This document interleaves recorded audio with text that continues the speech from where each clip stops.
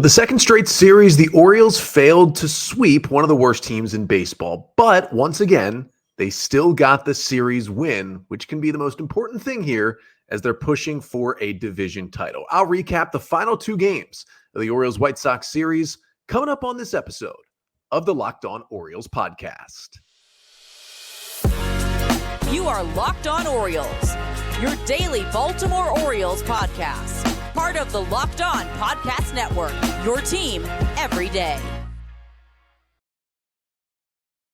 Hey there, Orioles fans. Today is Thursday, August 31st, 2023, and welcome back into the Locked On Orioles podcast, part of the Locked On Podcast Network, your team every day. As always, I'm your host, Connor Newcomb. And coming up on today's episode, we are going to recap the last two games of the Orioles series against the White Sox, in which the O's won it 9-3 on Tuesday night and then lost 10-5 on Wednesday afternoon. Still ended up taking the series 2 out of 3, but were not able to get the sweep. I'll get you the 5 things you need to know from each of those games, including Anthony Santander staying red hot, a really good start from Dean Kremer, and a not-so-good outing from Kyle Gibson. Then we'll finish off the pod with a couple of Orioles news and notes with some updates on some injuries to guys like Aaron Hicks, Adam Frazier, and talk a little bit about the weird waiver situation going on in Major League Baseball at the moment. But that's all coming up on this episode of the Locked On Orioles podcast, which is brought to you by Bunches. Download the Bunches app today. And when you do, our friends at Bunches have featured the Locked On MLB Bunch in the Discover tab. You can also click the link in the description and show notes to join the Locked On MLB Bunch community today. So we start today with the Orioles' most recent win. As I was out in the mountains in Shenandoah, had a great time this week. Did not have an episode on Wednesday, as I said would be the case on Tuesday. Back here on Thursday, so got to talk about 2 Orioles games that have happened since I left you. So let's start with the victory. Orioles beating the White Sox 9-3 on Tuesday night to take the second game of the series and go up 2-0 in the 3-game set. I'll get you the 5 things you need to know from that one. And the first thing you need to know is Anthony Santander just keeps coming up huge lately for this Orioles team. This one was the big swing in the game. Santander batting with the bases loaded and 2 down in the bottom of the 7th inning in a 1-1 game, facing the left-handed sinker baller Aaron Bummer. And Santander on a 2-2 pitch gets a sinker that was kind of out and over the plate that he could drive the other way. And he did just that, lacing a bases-clearing 3 RBI double down the right field line to give the Orioles a 4-1 lead in Tuesday night's game. It was part of another big game for Santander, who went 2 for 5 with the double and 4 RBIs total in this game as well. Also had an RBI single in the 8th inning, which we'll get to in a moment. But he just continued to swing the bat well, has been great since he's come back from that back injury, I should say, which we'll talk about.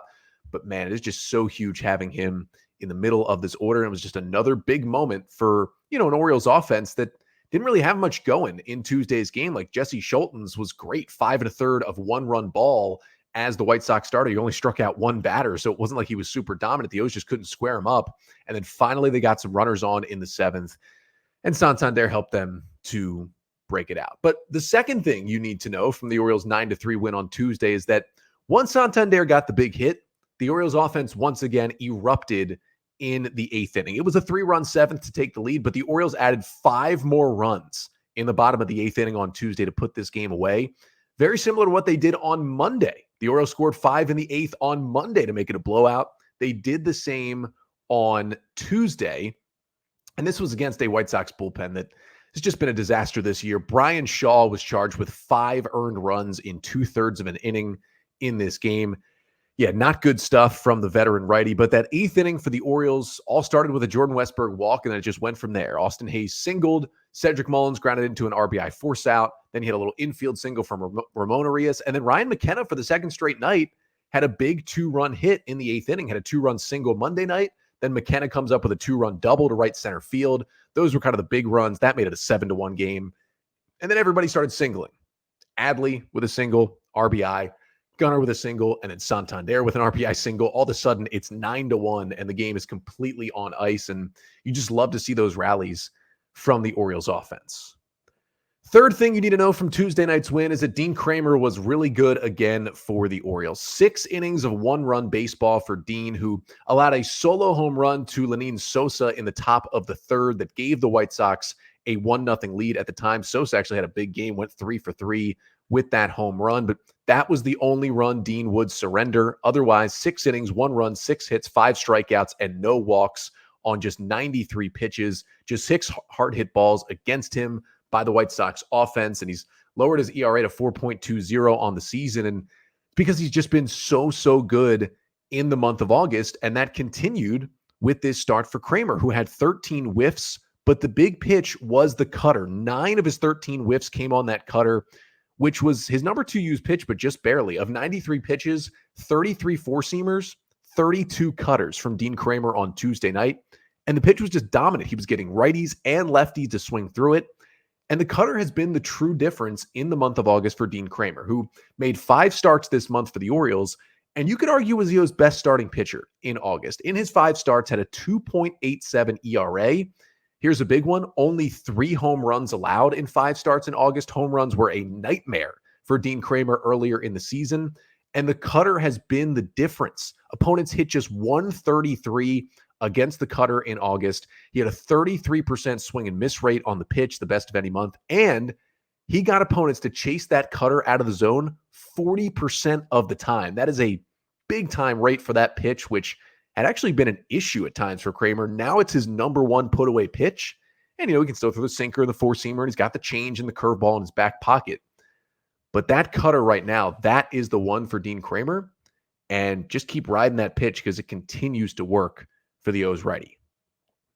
Fourth thing you need to know from the 9-3 win for the Orioles in game 2 of this series is that Danny Coulombe got 5 huge outs for the Orioles in this one. Now, when you look at the score line and you see the O's won 9-3, you don't exactly think, oh, a reliever gets 5 outs. They must have been high leverage. But remember, the Orioles completely put this game away late. It was a tight game throughout. And in a 1-1 game after Adam Frazier had tied it in the 5th with an RBI single, 1-1 even, Dean Kremer actually came back out for the 7th inning and allowed back-to-back singles to start the inning, and that was it for his day. So he actually goes 6+ and comes out of the game, and in comes Danny Coulombe.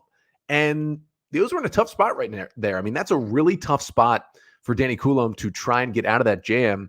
Now, he came in to face the lefty Oscar Colas, who helped him out a bit. Colas tried to lay down a sac bunt, instead popped up the bunt. Arias caught it, and no runners advanced. Then Lenyn Sosa, who had already homered in the game and was a righty, also bunted. Again, not really sure what the White Sox are doing. I mean, they gave him a sac bunt. It moved up the runners, but it was the second out of the inning, so it doesn't really do you much good to move guys up to second and third with 2 down. And then Coulombe on a 3-2 pitch gets Corey Lee, the 9-batter, to ground out to get out of the jam, keep it 1-1. And it wasn't just those 3 outs, though. Coulombe, after Santander's big hit, gave the Orioles a 4-1 lead. He came right back out there in the top of the 8th and retired the first 2 batters, Tim Anderson and Andrew Benintendi, before leaving the game. He didn't have any strikeouts, but it took him just 14 pitches to get 5 outs, and those were huge at the time for the Orioles as he, ended up becoming the winning pitcher in this game. And in Danny Coulombe's last 8 appearances, he's been really, really good. And now these appearances kind of sit on either side of that bicep injury that kept him out for 2 weeks, but it's 7 scoreless innings in his last 8 appearances, 2 hits, 10 strikeouts, and only 2 walks. After a little bit of a rough month of July for Danny Coulombe, he has locked it back in August and been one of the Orioles' best relievers. And speaking of the relievers, the 5th and final thing you need to know from the Orioles series clinching 9-3 win over the White Sox on Tuesday night is that Shintaro Fujinami pitched again in basically the same spot he pitched in Monday night's game, but Fuji once again kind of swung the other way. After Fujinami came in there in a 9-0 game in the 9th Monday and made quick 1-2-3 work of the White Sox, Fujinami was tasked with the 9th inning again on Tuesday. After the O's got the 5-run 8th, it was a 9-1 game. They were initially going to leave Yennier Cano in there, who Cano had come in, got the final out of the 8th inning to keep it 4-1. I think the plan was, if it stayed 4-1, he goes for a 4-out save. Instead, it becomes 9-1. Of course, you want to get Cano some rest. You sit him down, go to another reliever. It's an easy choice. And you go to Fujinami, who I think Brandon Hyde wants to see 2 things. A, can he pitch back-to-back days? And B, can he kind of keep getting that confidence back in these low leverage spots? Because Fuji had been good lately including the Monday night outing coming into Tuesday's game. In his 4 previous appearances for the Orioles, 5 scoreless innings, 2 hits, 7 Ks, and the big one, no walks in that stretch for Fujinami. Now, to be fair to Fuji, on Tuesday night, he still did not walk anyone. However, it did not look good. He allowed 2 runs on 4 hits, finally getting the 9th inning to end and ending the game because, Lenyn Sosa just forgot how many outs there were and was doubled up to end the game in a 9-3 game in the 9th. That is not what you want to do as a young player trying to, basically get yourself a spot on the 2024 White Sox. But Fuji didn't walk anyone, which was good, but the command, it was still a little bit erratic. And so are we back to square one? No, but a little bit of a dip back downward for Fujinami. Luckily, the rest of the bullpen is generally stepping up at this point for the Orioles, even with Felix Bautista out. But, of course, after the win Tuesday night, Orioles had clinched the series, winning the first 2 games easily, and had a chance to sweep a bad White Sox team on Wednesday afternoon. And things got off to a great start on Wednesday. Unfortunately, the Orioles could not hold their lead. And they did lose the Wednesday game 10-5 and could not get the sweep. So coming up next, I'll tell you what happened in that one, get you the 5 things you need to know from Wednesday's loss to the White Sox. But first, this episode of the Locked On Orioles podcast is brought to you by Bunches. Now, okay, Locked On Orioles fans, I got to tell you about a new app called Bunches. Bunches is a new app built just for sports fans where you can chat sports in real time. Click the link in the show notes, the description to join the app, or go to the Apple App Store and download Bunches right now.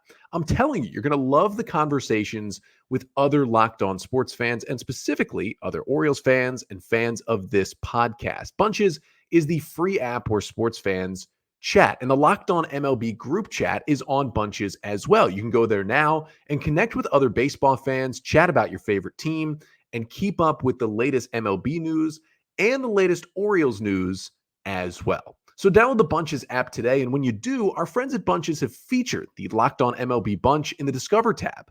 You can also click the link in the description or the show notes to join the Locked On MLB Bunch community today. So the Orioles got that win on Tuesday night, 9-3 over the White Sox to take the series, but couldn't get the sweep Wednesday, falling 10-5 to Chicago to wrap up the 3-game set. Yes, the Orioles got 2 out of 3, and they ended up 6-3 on the homestand, had a chance to sweep really all those series.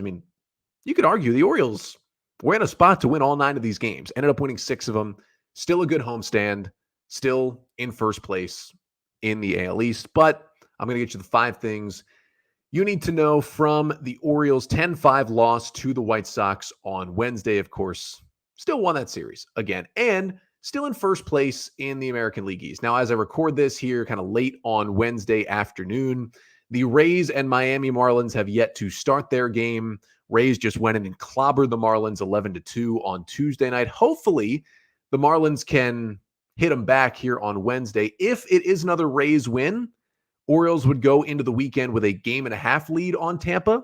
If it flips the other way, if the Marlins can win that game, the lead will still be 2.5 games for the Orioles over the Rays. So either way, the O's at 83 and 50 will still sit in first place heading to Arizona this weekend. But wanted to get you the 5 things you need to know from the Orioles' 10-5 loss to the White Sox on Wednesday afternoon. And the first thing you need to know is it was another rough day for Kyle Gibson, who was spotted a big lead. He put up a 1-2-3 first inning. O's got him 4 in the bottom of the first, which we'll talk about. And he comes out there in the second up 4-0. And, he had recorded just 1 out in the second before it was 4-4. Things did not go very well after that first inning for Kyle Gibson. Came out in the second, Eloy Jimenez single, Andrew Vaughn homer, Yasmani Grandal single, Elvis Andrus ground out, Oscar Colas 2-run homer. All of a sudden, it's 4-4. And he gets out of that inning, and then he comes back out there in the third, and things get worse. A 3-run third for the White Sox, and all of a sudden, they lead 7-4 after Luis Robert leads it off with a homer, then an Eloy double, then an Andrew Vaughn double, Andrus single. It got out of hand. It was 7-4. Now, Gibson did recover a bit, and this is one nice thing about Kyle Gibson is you're not expecting him to be your ace, right? But even when he does struggle, he generally can get you a few more outs than you would think. Most people would have pulled him in that third inning. He pitched into the fifth. Now, granted, it was still 4 1/3 innings, 7 runs, 9 hits, but 3 homers as well. Didn't walk anybody, struck out 2, and the White Sox teed off on him. But there's a lot of pitchers who'd be done after 2 innings in that start. Either way, we've seen this a couple of times recently from Kyle Gibson. He now has a 7.89 ERA in 5 starts in August, and it's been a really weird August for Kyle Gibson, right? He started off with that great start against the Mets, 7 innings, 3 runs.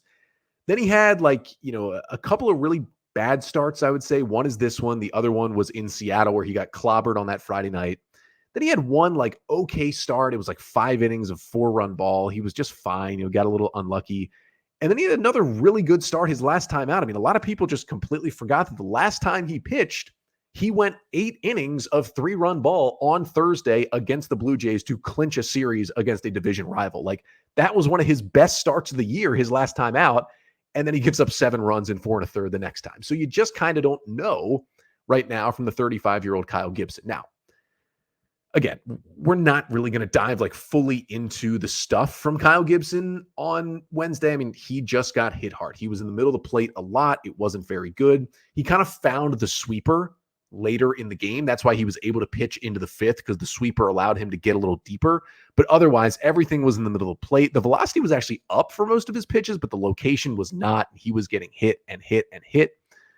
But here's the thing, I got a lot of blowback for this on Twitter on Wednesday. And I thought this take was kind of like a lukewarm take, to be honest, not one of my hottest of all time. And I have never taken the heat like that. So I guess I just got to wear it. I said that right now in a playoff series, and I said the ALDS, but there's a situation where maybe the O's could use 3 starters in the ALDS. If they're only going to use 3, I would go with Rodriguez, Bradish, and Kremer. I think everybody knows how that's going to go. But whether it's the ALDS, there's a couple off days built in, but they are doing a 6-man rotation, so you got to see how guys are feeling. Or if it's, they get to the ALCS, you need 4 starters in the ALCS. I'd still put Kyle Gibson in that 4th spot. I mean, he's given the Orioles 14 quality starts this season. He's shown that he's the only Oriole who can consistently pitch deep into ball games. I mean, he's the only Oriole who's pitched into the 8th, and he's the only Oriole who has completed 8 innings. And that was in his last start before Wednesday. Yes, I know he wasn't good down the stretch last year with the Phillies. He lost his rotation spot last September with Philadelphia. And while he was on their playoff roster, he was basically the mop-up guy throughout the playoffs for Philly as they made their run to the World Series. He did not get a start in the postseason last year. And he's starting to kind of falter a bit down the stretch this year, here in August. And it was kind of bad in August, and then he was terrible in September, lost his rotation spot last year. We'll see what he can do in September. He's going to continue to stay in this Orioles 6-man rotation. Unless he has 3 straight starts that look like that, he's going to stay in the O's rotation for the rest of the year. But it will be interesting to see what they would do. Now, to me, as I said again, I would go Bradish game 1, Rodriguez game 2, Kremer game 3. You're going to tell me right now, and this is what a lot of the pushback was, that you would easily, without having a conversation, choose Cole Irvin, who has been solid since rejoining the Orioles rotation, but remember, hasn't been trustworthy yet, was terrible early in the year and spent a good chunk of this season in AAA. Also, never really pitched in the playoffs.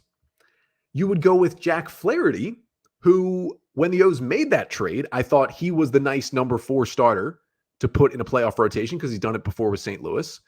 But since then, we've seen him struggle and have this whole situation getting pushed back, which they said general soreness, but there's an issue there. And then beyond that, your other option is John Means, who, if John Means were 2 years ago, John Means, of course he's one of those 4 guys. But I had a lot of people saying, why would it be Gibson? It's going to be John Means.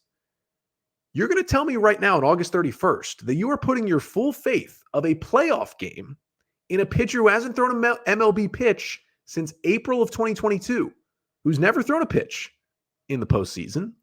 And although he has made a few rehab starts and is going to be back, it looks like, and at least mostly healthy in September, his velocity is not fully back. It's not like he's dominating guys in the minors right now. There's still a lot of questions to be answered for John Means. I'm not ready to just pencil him in and say he's going to be back. You never know how guys are going to respond from Tommy John surgery. That's a lot to put on a guy like that. So when you consider that as the 4 options for your 4th playoff starter, from what Gibson has given the Orioles this year, the good has still been good this year when Gibson's been good. Now, the bad has been really bad and worse than some of the other starters. But, some of the Dean Kremer blowups have been disastrous. Jack Flaherty, disastrous. Cole Irvin, disastrous when they've been bad. Same as Gibson. But the good has been better for Gibson than it's been for some of those guys. So right now, I didn't think it was that hot of a take to say that Kyle Gibson be the O's number 4 starter and I would give him the ball in the playoffs. Apparently that was unreasonable. We'll see how it plays out. But he's going to stick in the rotation for now. Second thing you need to know, you might know it already, but you do need to know it from Wednesday's 10-5 loss to the White Sox, is that Anthony Santander stayed red hot. Just talked about how he had the big game on Tuesday. He's had a big week. It continued on Wednesday. Santander, the O's missed him so badly. He was struggling early in August, and he missed about 4 games with the little back injury. Since he's come back, he's been unreal. Santander on Wednesday, 2 for 4 with a double, a homer, and 2 RBIs. Santander in the last 8 games, that is since returning from the little back issue that didn't put him on the injured list but had him miss a few days, 14 for 33. That is a .424 batting average, 3 doubles, 5 homers, 14 RBIs, and a 54% hard hit rate in his 8 games since he returned to the lineup. This is the Santander we know and love. This is a guy who can power an offense and carry an offense in the middle of the order. He is sizzling hot right now at the plate. Third thing you need to know from the Orioles' loss on Wednesday is that the O's offense did have a big inning in this one, but it kind of flipped in this game. It was early instead of late. As I talked about, they had a 5-run 8th on Monday, had a 5-run 8th on Tuesday, followed up with a 4-run first on Wednesday after Gibson did put up a 0 in the top of the first inning. Orioles went out there against Dylan Cease, the White Sox best starter, and just ripped him in that first inning. Gunnar Henderson leads off with a double. Then a Santander RBI double makes it 1-0. Then an O'Hearn RBI single makes it 2-0. Then an Adam Frazier RBI single later makes it 3-0. Jordan Westburg's sac fly, and it's 4-0 in the first inning. And now the O's didn't do much more. They had Santander's homer, which came in the third, which made it 7-5 at that point after Gibson had given up the lead. But they didn't score or really do much at all in the final 6 innings offensively. They did put the first 2 on in the 9th, but couldn't capitalize there. And so the offense did go away a little bit late in this game, but it was still nice to see them jump on a starter early. And they just bludgeoned him. And it is unfortunate, clearly, for the O's to not win this game, considering you get 4 in the first and get yourself a lead like that against a bad team. But it was nice to see the offense do that once again. And there was a little struggle for the Orioles offense throughout August. It feels like over the last few games, they're really rounding back into form. I know it's been against bad pitching, right, in Colorado and Chicago, but they've beat bad teams and they continue to do that. Fourth thing you need to know from the Orioles' loss on Wednesday is that Austin Voth was not so great either after he relieved Kyle Gibson in the 5th inning. Did a good job getting the final 2 outs of the 5th to keep it at a 7-5 game, but Voth went back out there in the 6th and things got away from him. His final line after he had thrown 2 scoreless on Sunday in his first outing back from that elbow injury that kept him on the injured list for, a few months there. He goes an inning and 2/3, 3 runs on 3 hits with 2 Ks and a walk on 37 pitches. Now, we didn't get a lot of help from Cedric Mullins, who let a ball bounce by him that should have been a single and turned into a triple. They initially gave Mullins an error, which would have been his 2nd error of the game and would have given him his only career 2-error game. They then changed it to a triple later in the game. Either way, it was not a good play out there. But Voth didn't really pitch well either. Luckily, the rest of the Orioles bullpen did put up zeros after Voth left the game. DL Hall a scoreless 7th, Cionel Perez a scoreless 8th, and Jacob Webb a scoreless 9th. But each of those guys put 2 base runners on. Like Hall had a hit and a walk allowed. Cionel Perez allowed 2 hits. Webb walked 2 batters. They all got out of those jams, but they weren't exactly perfect in any of those innings. So it was not a banner outing for really any of the 5 Orioles pitchers on Wednesday. Let's just put it that way. And that shows on the scoreboard when you give up 10 runs on 15 hits. And the 5th and final thing you need to know from the Orioles' 10-5 loss to the White Sox on Wednesday is that Ryan Mountcastle walked. And now he didn't have an amazing day. He was 0 for 3 with a strikeout and that walk. It was the only time he reached base. But the reason why this is so important is because, Mountcastle had that streak of 28 consecutive games on base snapped last week. But he's started a new streak since then. He's now been on base in 34 of his last 35 games. And the biggest reason, besides the fact that he's, hitting 370 in August, the biggest reason why he's been able to continue a streak like that is that he's walking more than ever before. He got that walk on Wednesday, he now has a 12.8% walk rate in the month of August. And that's going to be his walk rate in August because, again, the Orioles are off today on August 31st. A 12.8% walk rate in any single month is the highest of any month of Ryan Mountcastle's career. Combine that with like the 370 average in the month, the production for him, getting back from the vertigo. I think August 2023, arguably, with the fact that his batter's eye got so much better, he laid off less and less pitches, the chasing was down, was the best and most encouraging month of Ryan Mountcastle's career. If he can just get to the point where he's below average in terms of chase rate, because he's been historically bad, if he can get it up to just not great, maybe he becomes such a better player. And he was up above not great. He was like in the solid category in terms of not chasing pitches this month. If it stays that way, watch out for Ryan Mountcastle. But despite what him and some of the Orioles offensive pieces did Wednesday, pitching wasn't there, lost 10-5, lost the game, couldn't get the sweep, but the Orioles win another series, and they won all three series on this homestand. Now, they do have the day off today before heading to Arizona this weekend, but before we go here on the pod, just a few Orioles news and notes to get to, and I'll talk about those coming up next. But first, this episode of the Locked On Orioles podcast is also brought to you by FanDuel Sportsbook. Get ready for the NFL season with incredible offers from FanDuel, America's #1 sportsbook. Right now, new customers can bet $5 and get $200 in bonus bets guaranteed. Plus, all customers who bet $5 will get $100 off NFL Sunday Ticket from YouTube and YouTube TV. Now is the best time to join FanDuel. The app is easy to use, and you can be on everything from spreads to player props and more. So visit FanDuel.com/lockedon and kick off the NFL season with an offer you won't want to miss. FanDuel, official partner of the NFL. So the Orioles take 2 out of 3 from the White Sox, not able to quite sweep them on Wednesday, losing 10-5, but still get themselves a series win heading into a day off today. But wanted to get you just a few Orioles news and notes before we let you go here on a Thursday podcast. Wanted to start with Austin Hayes, who was once again not in the lineup on Wednesday. Now, Adley Rutschman got almost a full day off as well. He did pinch hit in the 9th and then grounded into a game-ending double play, but Hayes did not play again. He also didn't play Monday. Started in left field on Tuesday, made a nice catch in the 8th inning, robbing Luis Robert, slammed into the wall, hit his knee, I'll say, and came hobbling back to the bench.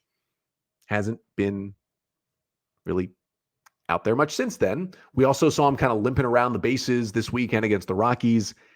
Brandon Hyde has said both times, Monday and Wednesday, is just a day off for Hayes. Hasn't indicated any injury, but he certainly looks banged up. And we know how banged up he was last year when he played through it in the second half and was terrible at the plate. He's been much more productive at the plate in the second half this year, but he still looks banged up. So just something to monitor here. A day off should be nice. We'll see what that Orioles lineup looks like on Friday night.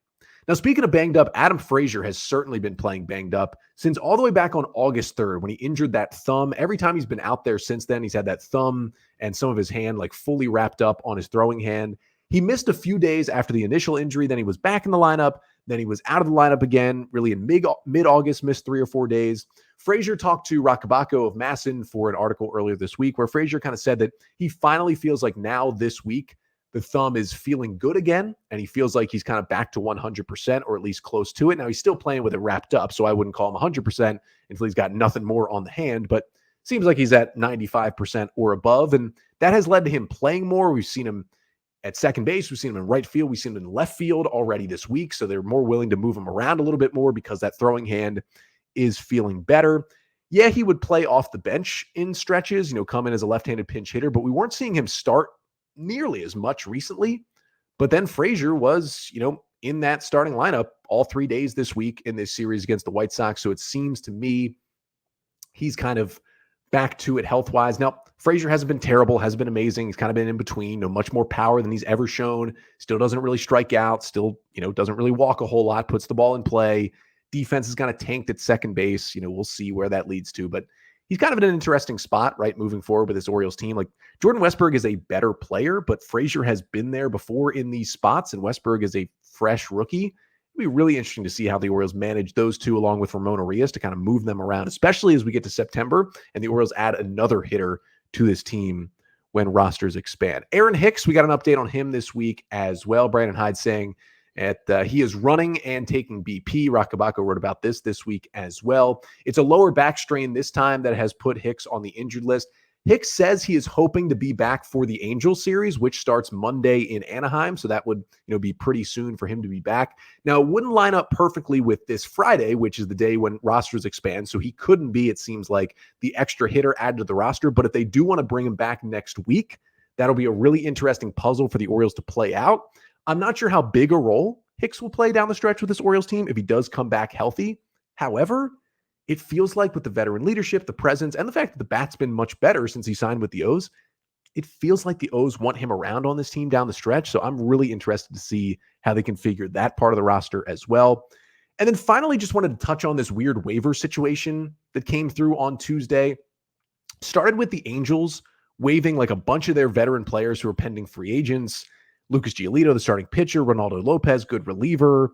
They waived Matt Moore, they waived Hunter Renfroe, among others. Then the Yankees waived Harrison Bader. You saw the Tigers put Jose Cisnero, one of their veteran relievers, on waivers. This is one of the products of the waiver deadline, which used to exist, not existing anymore. But this is kind of a really weird thing. I mean, especially for the Angels, who completely went for it at the deadline, have tanked since then, and now are saying, we need to cut this salary. The reason they put these guys on waivers is if anyone claims them, that team pays the remainder of their salary for the season, and the Angels are just over the luxury tax threshold. So with waiving these players, it'll get them back below it, and they won't have to pay the penalties. Basically, it's Artie Moreno being a John Angelo-style cheap owner. Now, he's not John Angelo's level. I mean, he's got some high-paid players, some very high-paid players on that team. But still, even with that, they can still act cheap, and that's what he's doing. Now, in terms of this affecting the Orioles, I mean, you're looking at players like Giolito, like Lopez, Matt Moore, Cisnero. But I mean, all these guys could help the O's in some capacity. Like, I could see if any of these guys getting to the O's making a claim on all of these guys. The issue is the way the waiver order works is in the new CBA, it's now in reverse order of every team in baseball. It used to be reverse order of the teams in your league. So all the AL teams would get a crack at that player before it went to the NL. Now it's done a better way, which is reverse order for the entire league. The Orioles have the second best record in baseball, which means the Orioles are 29th on the waiver order. They're only ahead of the Braves in terms of getting a chance to claim one of these guys. I highly, highly doubt any of these players make it through 28 teams, or I guess I should say 27 teams, because the team that waived them doesn't get a chance. But I highly doubt the Orioles make it through 27 teams and get a chance to claim any of these players. But if for some reason they would, the O's would have a chance to go after any of these guys to help them down the stretch in September. But that'll do it for today's episode. Thank you so much for tuning in. Thank you for being patient as I took the day off Wednesday on the pod. But we'll be back tomorrow, one final episode for the week, giving out August awards as the month of August is over for the Orioles. It was a great month for the O's as they remained in first place. We'll highlight some of the best performances from players and games and everything in between. And then we'll look forward to September, previewing the weekend series between the Orioles and the Diamondbacks and making my final prediction on who those two September call-ups will be on Friday as rosters expand from 26 to 28. But until then, I'm Connor Newcomb, and this has been the Locked On Orioles podcast, part of the Locked On Podcast Network. Your team every day.